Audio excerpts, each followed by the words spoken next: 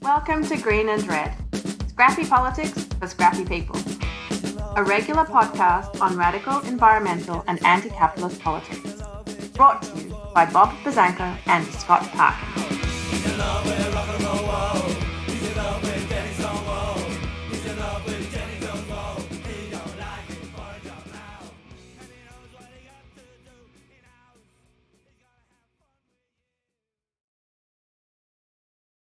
Welcome to the silky smooth sounds of the Green and Red podcast. I am Scott Parkin in Berkeley, California today. And I'm Bob Bazanko in Houston, Texas.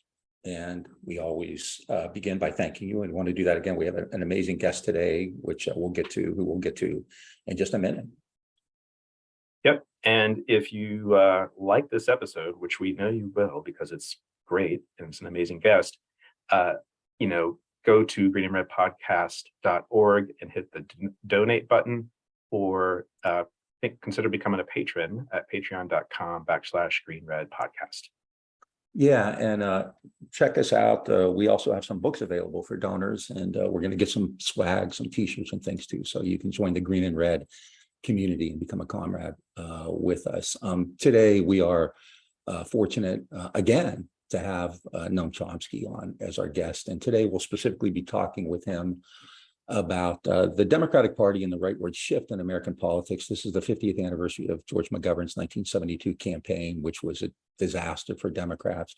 And it really initiated a long rightward move for the Democratic Party, for American politics in general. And so we're going to talk to Noam about that. And we're going to start, he's going to talk with him talking about the 1972 campaign and how it led into Watergate. Yep. So we'll be right back with Noam Chomsky.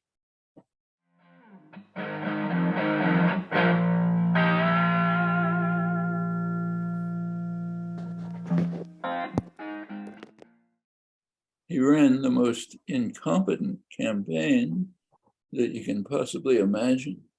Actually, I found out something about it just myself. It turned out that, I don't know if you recall, at the time, there was a big flap about how Kissinger made a speech about how the war in Vietnam is all over, the U.S. is going to negotiate a way out, it's finished, forget the issue.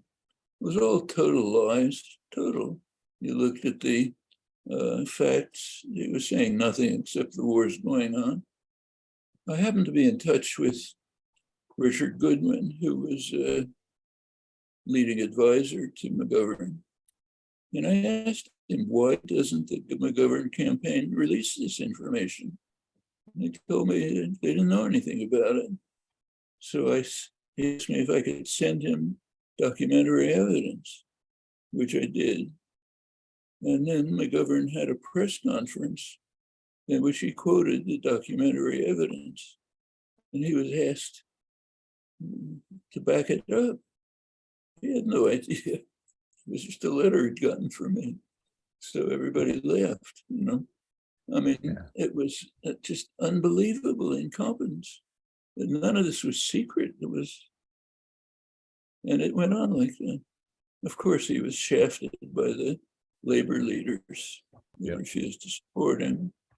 And it's worth remembering that there was no real opposition to the war among elite circles, Democrat or Republican. They'd go as far as saying maybe it's a mistake or something like that. But any actual opposition to the war, almost non-existent. In fact, decades later, can't find anything. It's, well, you know better than I do. You look through the scholarly record, you can find people who say it was a mistake. Okay, like Russian generals in Afghanistan. Okay, it was a mistake. You can't find almost anything. What? It's the Second World War. It's becoming very dramatic now with all the hysteria about Ukraine. So in fact, there's a marvelous article in Foreign Affairs by Fiona Hill, the Angela Stent, the top liberal foreign policy analysts, highly regarded. And they're condemning the third world for not joining in the US campaign in Ukraine. And they say some of them even descend so low that they compare Putin's invasion to the US efforts in Vietnam and in Iraq. I mean, you don't even know if you're living in the world. And this is, it's not that there's anything secret about this anymore. Tons of material. But anyway, going back to McGovern, that's the background. He couldn't get any real support from liberal circles because they didn't agree with him. This is Green and Red Podcast with Noam Chomsky. It's the 50th anniversary of the McGovern debacle and kind of the Democrats' drift to the right since then. So that's what we were going to talk about today. You were talking a little bit about the McGovern campaign, and you mentioned labor, because I remember AFL-CIO, I think, even refused to endorse him. But wasn't there also a movement within the Democratic Party by people like Jimmy Carter, in fact, to stop him, like kind of an anybody but McGovern movement? Yeah. Well, Carter was, of course, pretty conservative. In fact, Carter administration was the last gasp of the Democratic Party to have any concern for the labor movement. It's one of the leading labor leaders, Doug Fraser, UAW, pulled out of a Carter organized labor management conference, which was supposed to say how we will love each other and we'll work together. And which was Carter's view, basically. And Fraser made a very strong statement about how it's time for labor to recognize that business is fighting a one-sided class war to destroy the labor movement. And they've pulled out of the tacit compact of the last couple of decades to cooperate to create a better society. They're now just fighting a bitter class war, pulling out. The last gasp was the Humphrey Hawkins Full Employment Bill, 1978. Carter didn't veto it, but he watered it down so that it had no force, just a voluntary agreement. He was quite anti-labor, and he laid the basis for the Reagan sharp escalation of the major class war, neoliberal assault. It's bedecked with all kind of fancy talk about markets, which is total nonsense, but it's just unrestrained class war. And Carter basically laid the basis for it. I should say that in Carter's later years, post-presidential, he's had a pretty good record, not as president. In fact, he was part of the drift of the Democratic Party from in the 1970s to becoming what it now is, a party of affluent professionals, Wall Street kind of people who show up at Obama's fancy parties and Martha's Vineyard and so on, listen to Beyonce. You weren't invited to his 60th birthday? Not exactly. So the 70s really is a pivot point, and I know there's recently some books on neoliberalism have come out which kind of pin it on Reagan, but you really see this even before that. Carter was part of the Trilateral Commission. What do you think accounts for that shift away from the New Deal? Is it just kind of the global economy in the 70s starts to kind of contract, the aftermath of Vietnam? I mean, why do you think even the Democrats in the 70s said, okay, we're done with the New Deal, now we're going to look for these solutions in the markets and elsewhere? If we look back over a longer stretch, most of the business world, not all of it, but most of it was bitterly opposed to the New Deal in the 1930s. They basically had no choice. The popular movements were too strong, they had to tolerate it. But by the late 30s, they were already beginning, business campaigns were already beginning to try to undermine New Deal regulations, carry out what they called scientific methods of strike breaking, Mohawk Valley formula, all this kind of stuff, was put on hold during the war. But immediately after the war picked up right away, Taft-Hartley, other measures to try to undo New Deal measures, but they were just too popular. Take Eisenhower. By today's standards, Eisenhower looks like a flaming radical, literally. He said, anyone who questions New Deal measures doesn't belong in our political system. Anyone who interferes with the right of labor to organize is just too crazy to be in our political system. I mean, by now, that's the whole Democratic and Republican Party. Yeah. But the campaigns went right through the 50s. They couldn't make it too much support. Around 1970, the opportunities opened to really go full time. There was kind of an economic crisis.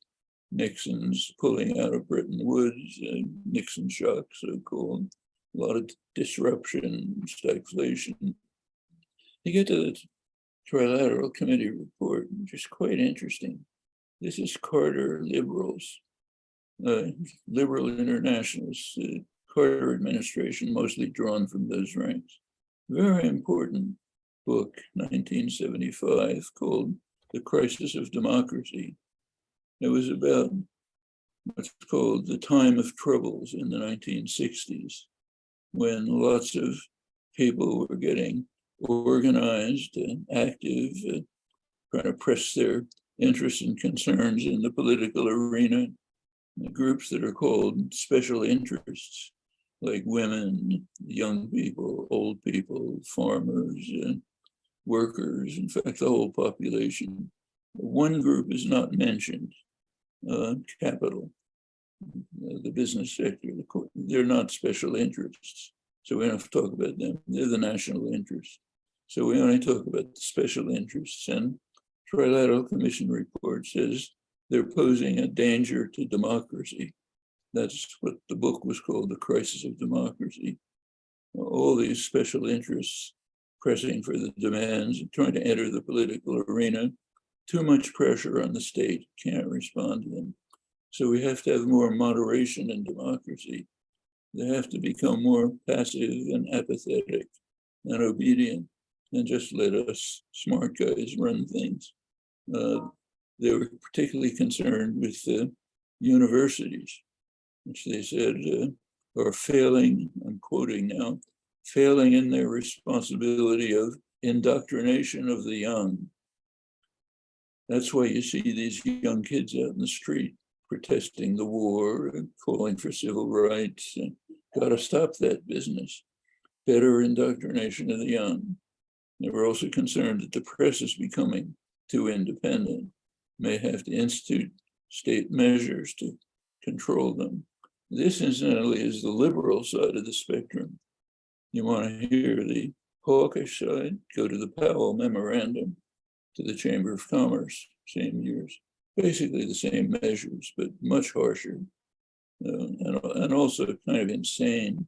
It was about how the business world is being destroyed by the radicals are taking over the world. And Ralph Nader with his consumer protests, destroying free markets, Herbert Marcuse taking over the universities. I mean, it's kind of like you can kind of understand it. It's like a 3-year-old who has everything, but somebody takes away one of the marbles he didn't notice. He has a tantrum. That's the Powell Memorandum. We're losing everything because we don't control everything 100%. Well, that was influential, but the business activity. The Trilateral Commission is the liberal end, a little bit softer in the rhetoric, the same policies. You take a look at the statistics, they're very striking. Around the mid-1970s, about 1975, you start getting the sharp split in economic statistics. So up until 1975, the period of so-called regulated capitalism, wage growth was following productivity, as you'd expect. US was pretty much within the range of other wealthy countries, OECD countries, and things like health costs, health expenditures, health outcomes, incarceration. By mid-1975, it all splits. The charts are very dramatic. At that point, the US starts falling behind the other OECD countries sharply in dimension after dimension. Well, that's the Carter preliminary to the, I mean, I don't blame him personally, it was the Democratic Party, which had basically abandoned the working class. They were, as I said, becoming the party of affluent professionals. But, and the Republicans, of course, took off with it. The people behind Reagan understood very well what they were doing. First act, destroy the labor movement. Thatcher in England did exactly the same thing. That's quite important. That's the only means of self-defense of working people when you're going to carry out major class war. And then you go on with the deregulation, the massive growth of the financial industries, the bailout economy and crises, all the rest of it. And it's interesting, we've probably talked about this before, but there are actual measures of the success, great success of the class war from the Rand Corporation, super respectable corporation, did a study of transfer of wealth in the 40 years since Reagan from to the top 1% of the population, $50 trillion. That's pretty impressive class war. And that's just the beginning. Reagan authorized tax havens, all sorts of devices to evade and to increase corporate welfare, even change the rules of corporate management so that a CEO could pick his own board to determine his remuneration. Guess what's going to happen? Shoots to the sky, carrying other managerial salaries with it. Business models imposed in universities, defunding of education, whole business goes on from there. Starts in the mid-70s, escalates under Reagan. That's what we have now. What I find striking is that Watergate occurs in Nixon resigns. Watergate blows up and Nixon resigns in 1974. And then the Democrats in 1976 and 1978 have pretty good elections. But by 1980, it's all gone. Like, how in such a short period of time did the Republicans recover from that? And how did the Democrats become, so ineffective and weak in the aftermath of, having virtually a veto-proof Congress with Jimmy Carter? Well, I mean, two things happened. One, which was the main one, was the business world realized that the bars are down. The serious efforts they'd been undertaking, actually since the late 30s, to roll back any social democracy, to return to a corporate autocracy. By the 70s, the bars were down. They could go full force. That's why you see the very sharp changes in the statistical record right around 1975. Meanwhile, the Democrats had just decided we're not a working class party. We're affluent professionals, Wall Street donors, Clintonites, the rest of them. So there's no opposition. They could just, when Reagan came in, just go ahead full force. And that's what we've been living with for 40 years. That's why you see the anger, resentment, contempt for institutions, the whole society kind of collapsing. That's why you see 1 million deaths from COVID, worst record in the world, because the health system collapsed. Well, it started collapsing in the mid-70s. Go back to 1975, the US health expenditures were roughly in the OECD range. Statistics, health outcomes were about the same. By now, the US is just off the chart. Now, there's no other country where mortality is actually increasing. It's unheard of in the modern world. It's taking place in the United States. It's been increasing, for falling behind the rest of the world for some time. And now it's the only country where in the last couple of years, mortality is actually increasing. Now you look at comparative records, the US is doing worse than Cuba. Mhm. I mean, a small country under brutal, vicious attack by the hemispheric superpower. It's got better health results than we do at a tiny fraction of the cost. Well, that's a pretty striking example, but it's going across the board. And it's, you showed us, I mean, one of the Financial Times editors, the main business journal in the world, pointed out, half in joke, that if Bernie Sanders was in Germany, he could be running on the right-wing Christian Democrat program, which is true. His policies, the policies he's calling for, is taken for granted in most of the world. Here they're regarded as so radical, we can barely even talk about them. Well, that's what's been happening. It's the most effective case of class war that we've seen since the 1920s. 1920s, in fact, was pretty similar.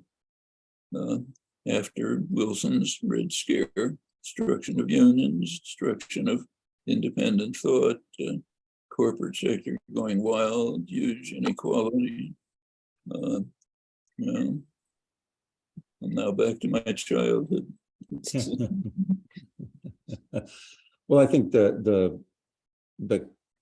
parallel path of labor is really interesting here too, because they're kind of doing the same thing the Democratic Party is. I mean, you have these structural crises, and it seems like the inclination for everybody in the establishment is to go further to the right with them. That's where the money is, that's where the power is, that's where the prestige is. So you want to fight against it, you get marginalized and vilified, who wants that? It's much easier to go with the flow, live a comfortable life, be respected. I mean, that goes right back through history. Speaking of the sort of green and red, we often say that the Democrats, the centrist Democrats, punch left, so they go after their left flank. And we, during the 80s and 90s, we saw them go after people like Jesse Jackson, Paul Wellstone, and more recently Bernie Sanders and Alexandria Ocasio-Cortez. And I'm just wondering, how, what your thoughts are on that.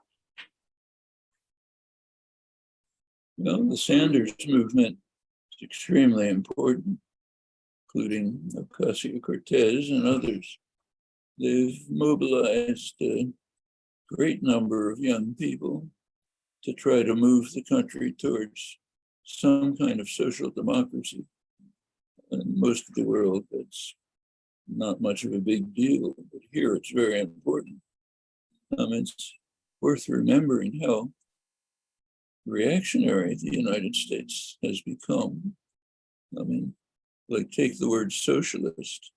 In most of the world, say somebody's a socialist is like saying he's a Democrat. It doesn't mean anything. Here it's a scare word. In fact, this goes pretty far back, if you recall, but in the 1960s, when SDS, Students for Democratic Society, was developing the first major dissident movement, young people. Around the mid-60s, Paul Potter, who was the president, gave a presidential address. And his presidential address was about it's time to name the system. We've got to be brave and courageous and be able to name the system, namely capitalism. He couldn't bring himself to say the word, it was too radical.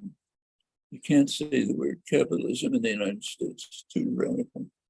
Okay, things have changed, now you can say it, but socialist impossible, communist hopeless, you know. The United States is very much a business-run society, ideologically and in practice for many reasons that go way back. So a lot of what's just considered normal elsewhere is kind of way off on the margins here. You see it in policy as well. It takes something as simple as maternal leave for women after childbirth.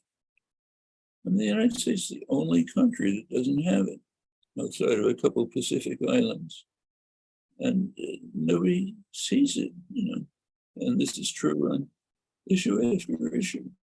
That's very much a business-run society. And sometimes it really goes wild, like in the 1920s, or since the Reagan period, for which the basis was set in the 70s. In fact, it's very striking to look at statistics of the kind I mentioned and see the very sharp break around the mid-70s, then of course extending under Reagan. It's dramatic. I think that's an important period there too, after Reagan, because you have, I mean, Democrats today still praise and seem to adore the Clintons and Obama, yet they all kind of very publicly said, you know, I'm not that far from Reagan.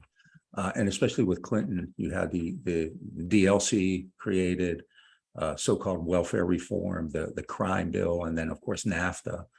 So isn't this like really kind of a huge transitory period in this move to the right done by these corporate Democrats, the DLC types especially? Well, Clinton really initiated the period of corporate-run globalization, a form of globalization designed to undermine the US working class and to enrich private corporations, which has been very successful in that respect. Corporate profits go through the roof, the working people are crushed.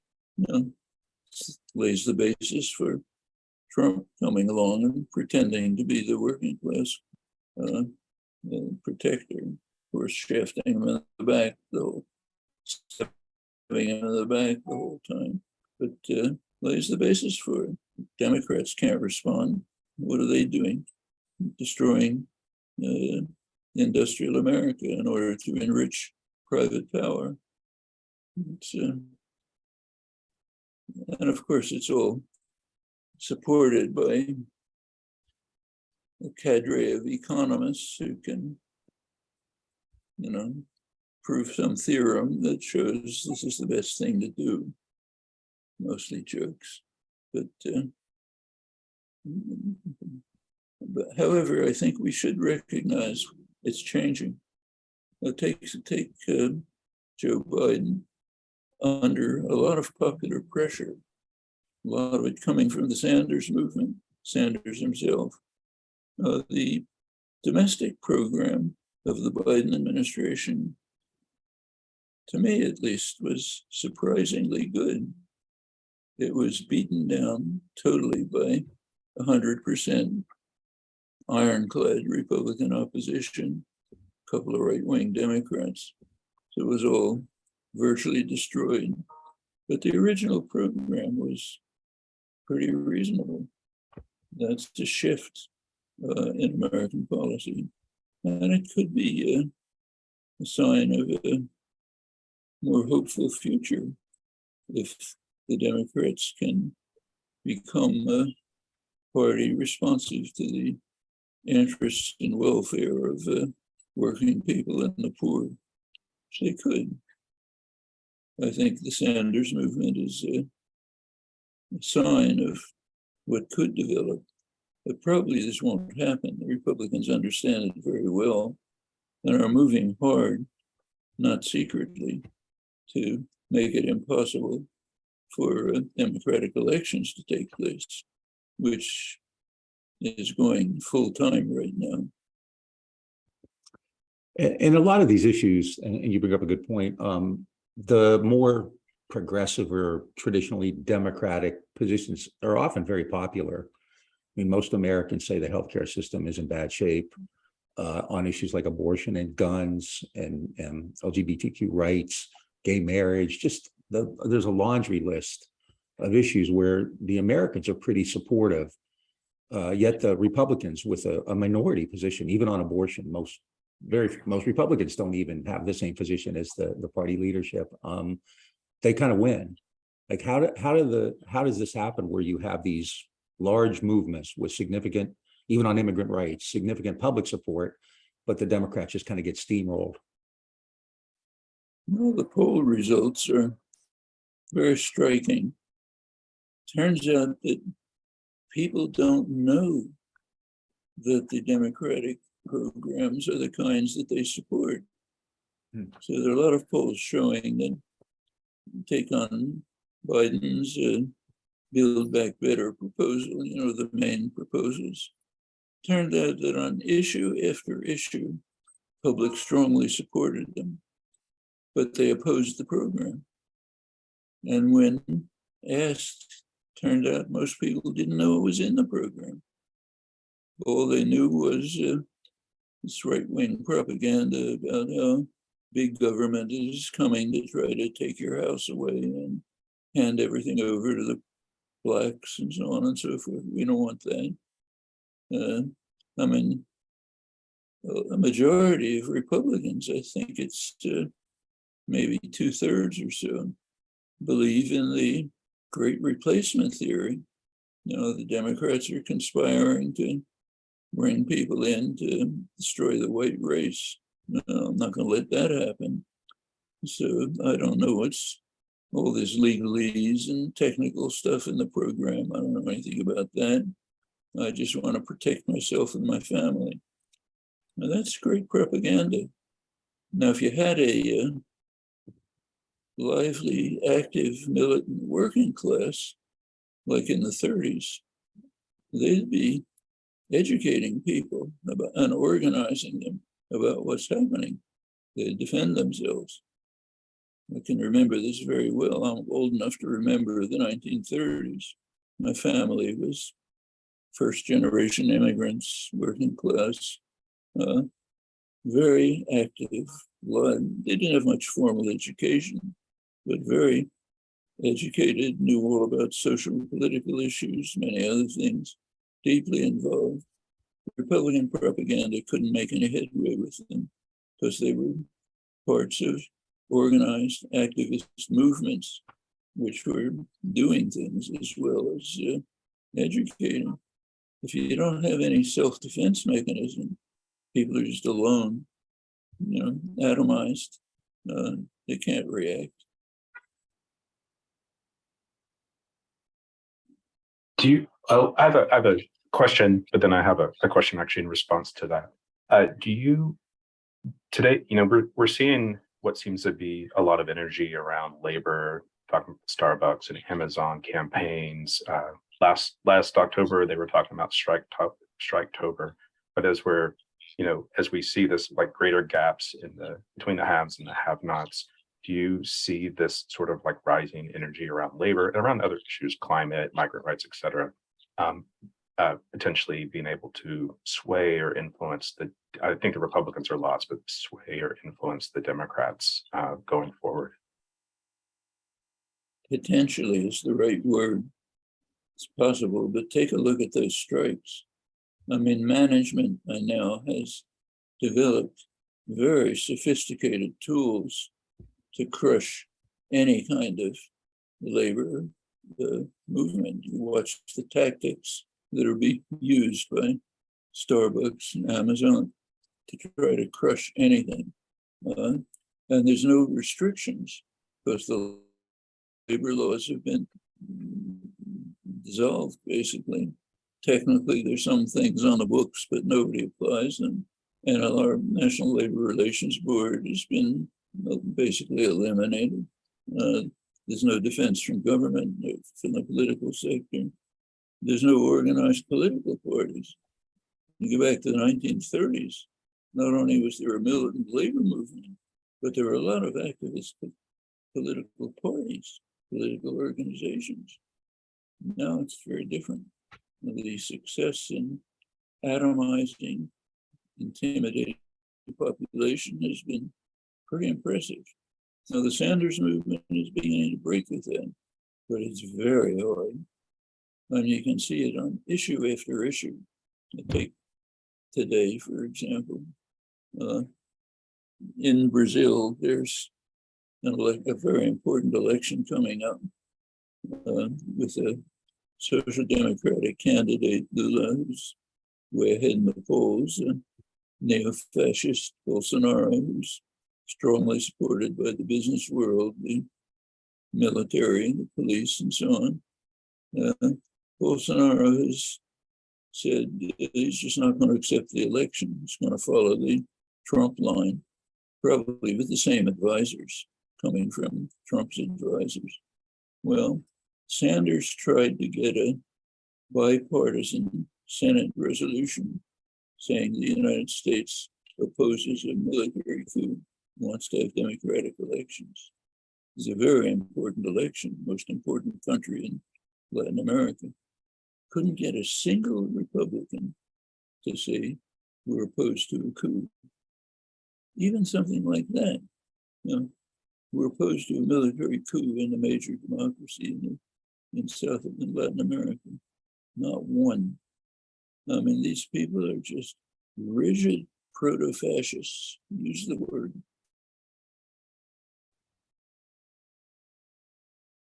You're listening to the Green and Red podcast. We are here, as I'm sure you figured out, with Professor Noam Chomsky. We're talking about the 50th kind of anniversary of the McGovern debacle and the evolution of American politics to the far right since then. And I think Scott has a question about a very important issue that's going on today within Democratic circles, which is where the priorities for the party and for the movement, for the larger progressive movement, should be. Yeah.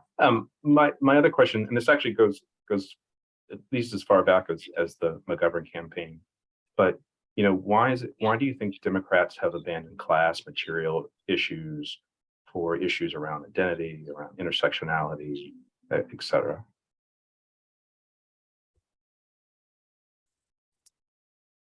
Well, suppose you're a Democratic representative. You get elected to the House, let's say. Now, what's the first thing you do? The first thing you do is get on the telephone to call the donors to make sure that they'll fund you in the next election. Because elections are pretty much bought in the United States. You look at Congress, there's very good work by Tom Ferguson, the political economist, and his associates. The correlation between funding and electability is astonishing. You rarely get results like that in the social sciences. It's almost a straight line. So the first thing you do is get on the phone, call the donors, make sure they're happy. While you're doing that, a horde of corporate lawyers are descending on your offices to meet with the staff and to overwhelm them with all kinds of information, distortion, and basically write the legislation. And then the congressman goes back and signs the legislation. It's not a caricature. It's pretty much, it's an exaggeration, but not much. Well, corporate lobbying exploded in the 1970s. Huge increase. The business world really saw the opportunity We're not going to let it go to waste. Huge campaign spending, lobbying, every possible device to ensure that democratic elections can't really take place, and that the business world could overcome this crisis of democracy.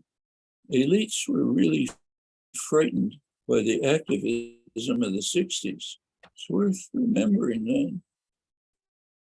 The activism of the 60s really civilized the society. It's a very different country than what it was. I mean, things that used to be perfectly normal then are intolerable now. Elite opinion didn't like this. It's threatening. It's threatening to the basis of power. So you have to beat it back. You get on the right things like the Powell Memorandum, let's just go for the jugular. On the left, so-called, you get the softer ideas of let's have better indoctrination of the young and so on. But it's, and then it was backed by enormous wealth and power. It would take some integrity and honesty to combat that. McGovern, as an individual, had it. But when he was crushed, it was a sign, no use trying, let's just go with the flow. And that's pretty much what happened. There were some holdouts, like Humphrey and Hawkins, as I mentioned, didn't try to hold the traditional pro-labor position, but they were just wiped out. Just to sort of change the topic, Professor Chomsky. I remember back in 1994 when the Republicans came in, and part of Newt Gingrich's attack line on the Clintons were that they were cultural McGovernics, and which implied that they were doves or peaceniks as far as like foreign policy. But we saw some very brutal foreign policy moves by the Clinton administration around Iraq and around the former Yugoslavia, and then that the sort of democratic hawkishness I know goes back decades, but particularly looking at Clinton and Obama, how is this sort of democratic hawkishness abroad very much part of the program of the corporate Democrats? Yeah, I think that's very significant. One thing about Gingrich is he switched the character of the Republican Party. He made it very clear, and he won, that the Republican Party should be at war. It should no longer try to cooperate in a parliamentary system the way it had before. It should just basically declare war. We're going to fight and destroy any opposition. We're going to take power. Gingrich is the one who changed the Republican Party in that respect. It's gone on from there. With regard to foreign policy, Clinton had an awful record. I mean, just take a look at U.S. funding.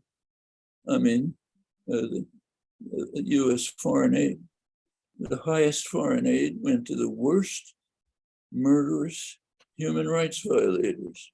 And put aside Israel and Egypt, they're a separate category. But the rest of the foreign aid, the top foreign aid recipient became Turkey. Why?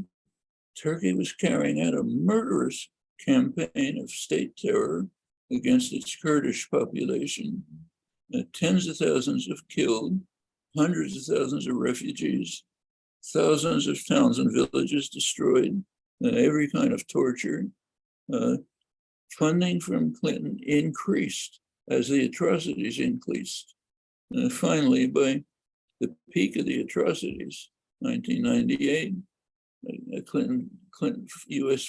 aid to Turkey was greater than the entire Cold War period up to the launch of the counterinsurgency.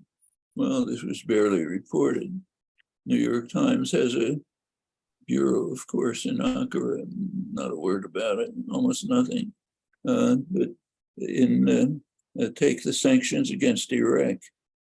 Sanctions against Iraq were murderous. The two international diplomats, highly respected, who were administering it, resigned in protest, one after the other. because they said they're genocidal. Gave a lot of details about it. The second one, Hans von Smonek, wrote a major book about it, different kind of war, describing the details about how the Clinton programs were devastating the civilian society and strengthening the dictator. You can't even mention the book in the United States. I doubt that there's been a review of it, this is just the beginning. It goes on and on. Meanwhile, you read the liberal press, say the New York Review of Books. It was describing Clinton's policy, I'm quoting now, as having a saintly glow, literally, as just something we've never seen before. Well, that's the left liberal press. What are people going to think? They don't read what's going on, can't. Press isn't covering it. If you look at the effects of NAFTA, one effect was to greatly increase the opportunities for the corporate sector to crush strikes illegally. So there's a study of the effect of NAFTA on labor actions by Kate, forgotten her name, Cornell University labor historian. This under NAFTA rules, she undertook the study. Turned out that about, I think, 50% or so of labor actions were simply killed by illegal corporate efforts related to NAFTA, like putting a banner up on the company headquarters saying the Mexico transfer operation. In other words, if you try to strike, we're going to move to Mexico. Not that they were going to do it, but it was enough to break the strike. It's illegal. But when you have a criminal state, it doesn't matter if it's illegal. A huge number of labor, I think about 50% were undermined by this. Well, this is one consequence of labor, but it was a saintly glow and so on and so forth.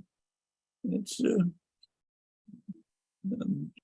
that's what you're fighting, a major propaganda system which manages to suppress almost everything that's happening. People are left in the dark. They know that things are no good, like they don't like the fact that they go bankrupt if they have a health problem. Doesn't happen in other countries. They know they lost their job and their town is destroyed because industry left and young people are leaving, but they don't know why. Even things like what I mentioned, the Build Back Better polls, people like every part of it, but hate the bill. And interestingly, Democrats didn't exploit that. They didn't say, okay, let's have a vote on piece by piece. Mm-hmm. They didn't do that. They just didn't cahoots with the ruling powers. You're talking about foreign policy. You know, the other day I was teasing you that you and John Mearsheimer are responsible for everything that's gone wrong in Europe. But there has been this really kind of, the Democrats have really circled the wagons, the NATO liberals, and, Scott and I have both been told we're pro-Putin and we're apologists. This isn't terribly surprising, but there's clearly the Democrats are behind the American support in Ukraine far more actually than the GOP is. And where does this head? Doesn't this kind of make things worse for progressive politics? It's worse than progressive politics. I think it's extremely dangerous for the world. We now have a situation where practically the whole world has been calling for negotiations. The whole global South, even Europe, Germany, for example, about 3/4 of the population want to go for negotiations. US is blocking it. Nothing gets reported much, but can find out a little. So last April, this again, according to Fiona Hill in Foreign Affairs, pretty respectable, reports that in April there were negotiations between Ukraine and Russia which were making some progress. And Hill says, well, of course, they were blocked by the Russians. Doesn't give any evidence. But what she doesn't report is that the Prime Minister of Britain, Boris Johnson, immediately flew to Ukraine with the message that the West, meaning the US and Britain, wouldn't accept it, followed by Lloyd Austin, Defense Secretary in the United States, who came with his message that said the point of the war is to weaken Russia, no negotiations. So of course they collapsed. Is there anything beyond? Does anybody know about that? Well, of course not. If you read antiwar.com, you can find out about it. Free country. But it's, and this is just, the most important thing that right now, and I'm astonished that it's not being reported, is what the US is doing in Taiwan.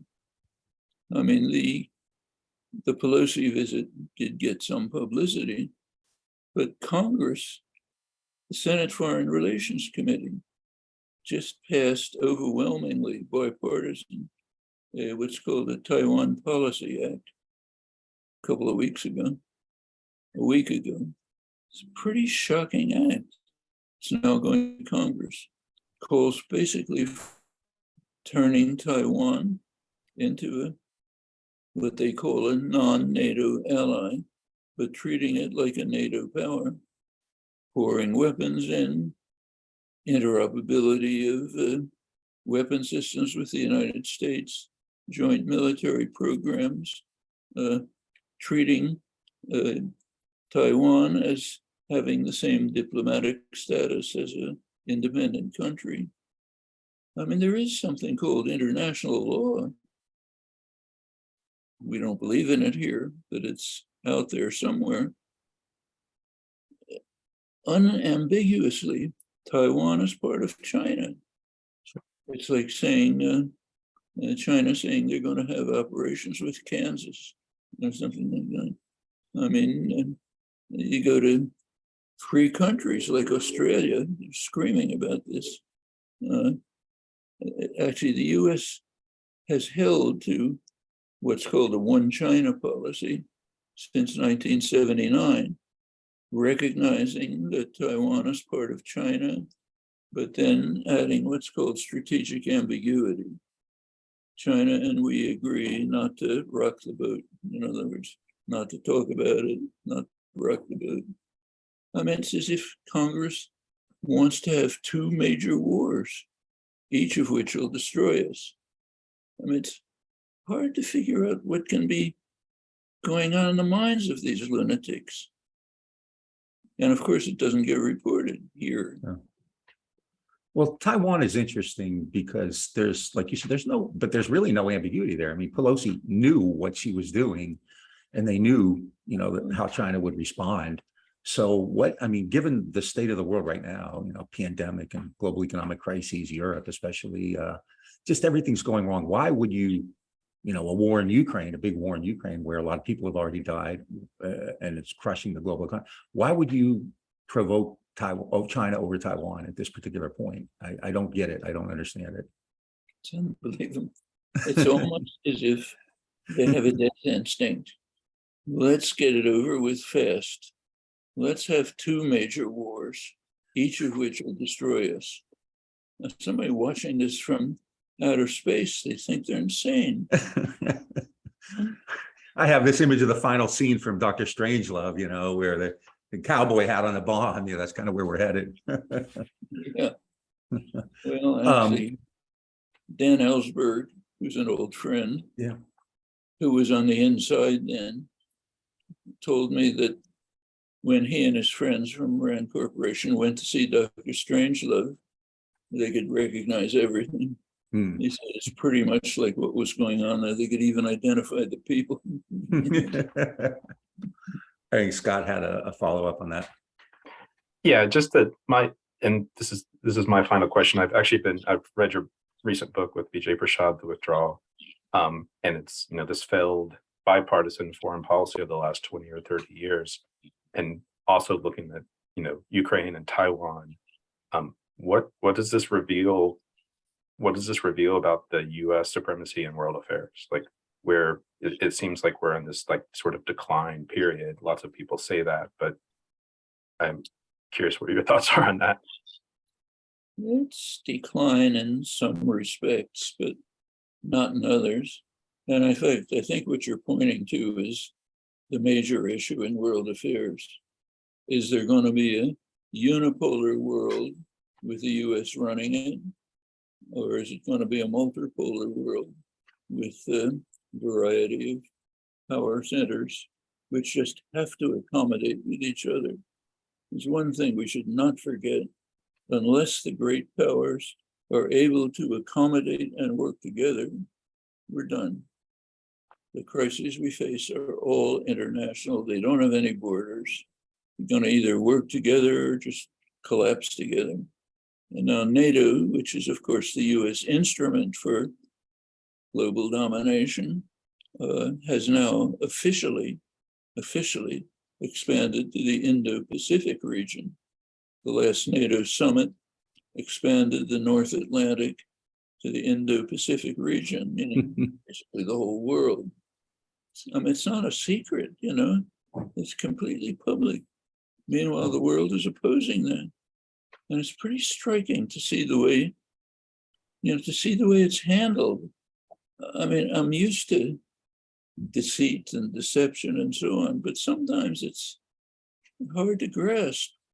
Like if you're reading the papers here, or even the foreign policy, for example, the policy journals, are very excited about the fact that India is finally breaking with Russia and joining with the United States. And take a look at it. It's based on 6 words that Prime Minister Modi said at a meeting with Putin in Samarkand. He said, "This is not a time for war." Okay, that's it. I took the trouble of looking up his speech on the Indian government website. It's practically a love poem to Putin. He says, "This is not a time for war. We have to work together for peace. We have a wonderful record of cooperation. We're deepening it. We're looking forward to even warmer relations in the future."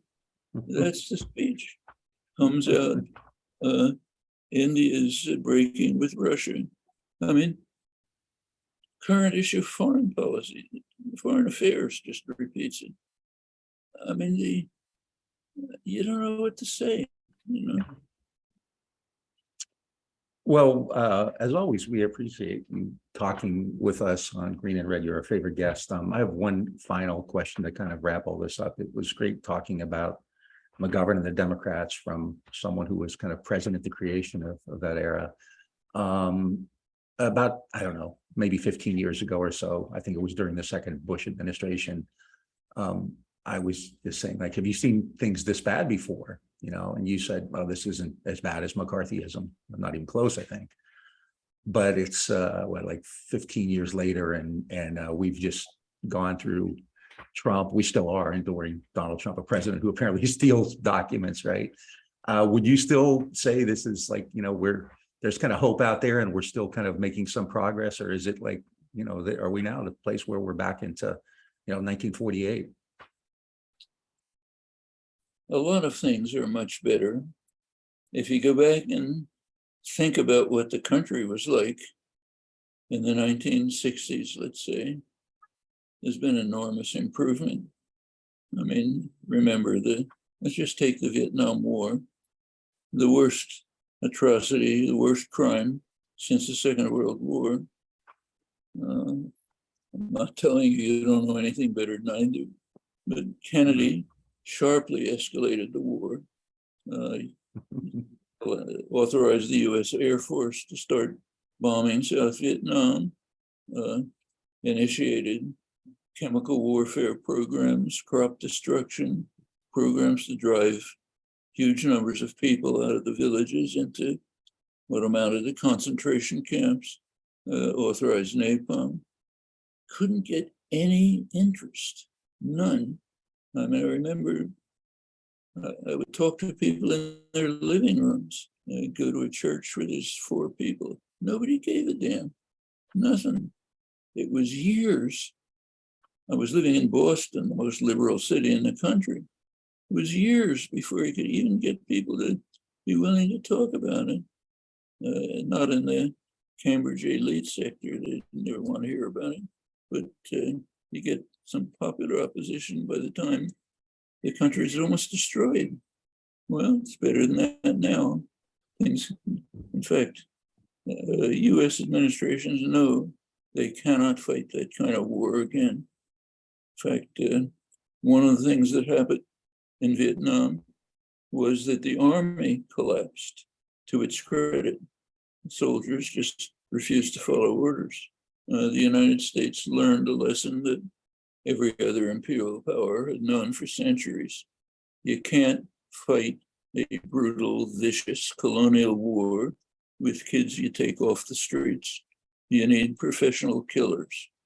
That's why you had the French Foreign Legion, the Gurkhas and so on. That's now the US fights war now with mercenaries called contractors, or else at a distance, drones, but no, just picking up kids across on the street and say, go out and murder people. Well, that's an improvement. There are a lot of changes like that. Not all too good by any means, but a basis for moving on. That's what we can hope for. Well, I'm glad you invoked Vietnam. That's always, I always like hearing that, because I've put a challenge out to Oliver Stone to debate him. I'll give him $100, but he hasn't responded yet. So, and I was still honored to be called Noam Chomsky's useful idiot on that issue. So we really appreciate this immeasurably. Can't wait to hear what you have to say about what's going on right now in Brazil. Maybe maybe later in the future we can talk to you about that. But this is great. It's a great history lesson, and we appreciate it immensely. And Scott has a few last words. So, yeah, much appreciation for coming on, Professor Chomsky. Folks, you're listening to Professor Noam Chomsky on the Green and Red podcast. Check us out on Facebook, Twitter, and Instagram, or our Patreon, patreon.com/Green Red podcast. Thanks. thanks so much.